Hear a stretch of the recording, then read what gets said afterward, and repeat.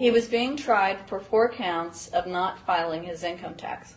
Okay. And our question was, well, what is to decide?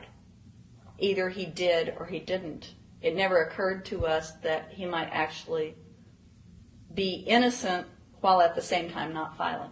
In the federal government, it is not a felony not to file taxes. Finally, they said, okay, if we're going to get this guy, we're going to have to put it in the state.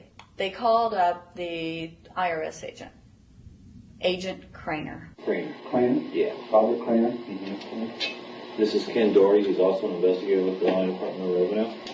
This is a request for a copy of the delegation of authority order. Right. And I talked to my boss about that, and he said that my badge is that.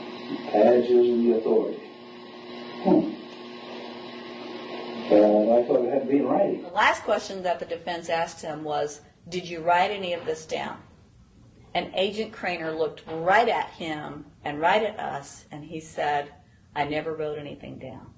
And yet when we saw the video, there he was, writing notes, you know. And so I'm thinking, okay, at this point, the judge is supposed to say, Agent Craner, it is clear that you have committed perjury. It wasn't even noticed.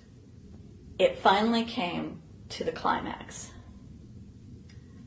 Mr. Harrell looked right at the prosecutor, and he said, I will tell you the same thing I have told over and over again to government officials. You show me the law that requires me to file a tax return, and I'll be glad to do it. And again, I ask, under what is the requirement that you claim under required duty stuff? And the requirement under the regulations is what section? My question to you is, what particular act are we discussing here that I am liable to do these things that you claim I'm liable to do? Your exact question would be again? Okay, what is the section that what? But I guess I'm still not understanding your question, Mr. Harrell. Well, you must be familiar with what that you have the police powers to enforce. Yes. The prosecutor absolutely ignored him. And he started slandering Mr. Harrell. Just started attacking his character. They're calling us tax cheats. They're calling us fanatics. They're calling us weirdos. I don't care what you call me, but I have one question. Where is the law? Show me the law. They can't let this turn into a rational debate, because if they do, they lose it. So they have to insult people and say it's frivolous. We felt like that there was an overall arrogance and that they were railroading Mr. Harrell and wanting us to participate. Judge Coogan, he looked right at us and he said, I will instruct the jury according to the law. We were sent to deliberation. The judge promised us that he would give us the law. And we looked, and it was not there. We wrote a note to the judge asking for a copy of the law. 10 minutes later, we get a note back. You have everything you need. But there was no law. And he had promised us. At that point, I felt betrayed. I felt like this man promised us the law, and that's what this whole thing is about, the law. We request it, and he still denies us the law. And the reason they didn't do it was why? Because there is no law. Remember, we're talking about the Illinois state law here, okay, which is a law in Illinois. So we got out that law, and we read it several times, and I said, okay, wait, because they kept saying, but this is a law in Illinois. And I said, look at the beginning of it. It says, anyone required to file a federal income tax return is required to file an Illinois tax return. I said, if it is true that he's not required to file a federal return, then that nullifies the Illinois law. 2 people. They kept saying, but he's going to get by with it. And I said, what is he getting by with but his rights? If there is no law, he's not breaking a law. He's just standing on his rights. Are we going to deny him that? That's when this one juror sat back and kind of rolled his eyes and he said, "You mean we don't have to pay taxes?"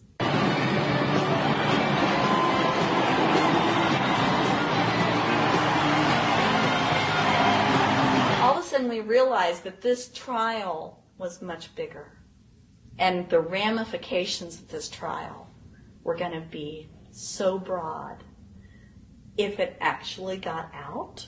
I mean, it's like we had just discovered this great government secret. And so when we came out for the delivering of the verdict, the judge was, I'm sure, even at this point, I'm sure he still thought we would give a guilty verdict. And the reason I say that is because of the look on his face when the first not guilty was read. His face just turned white.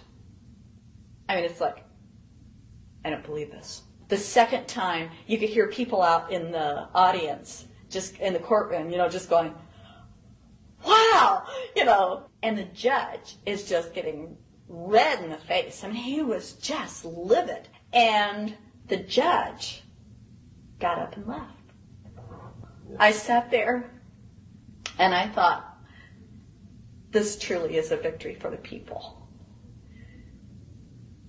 And I have never felt more patriotic. And I knew that we had done the right thing. I looked at that man, Mr. Harrell, and I thought, the system might not work all the time.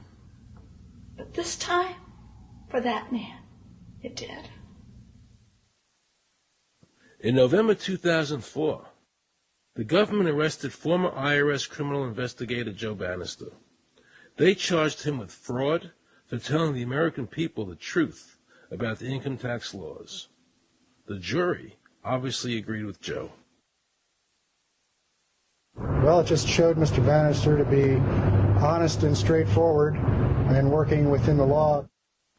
Vernice Kuglin, a Federal Express pilot, claimed there was no law requiring Americans to file an income tax. She also won in court. 24 people were criminally charged by the IRS because they claimed there was no law requiring them to file an income tax return. The fact is, neither the judge nor the prosecutor nor the IRS could bring that statute in there because it's not in the books. The jury came back with an acquittal for everyone.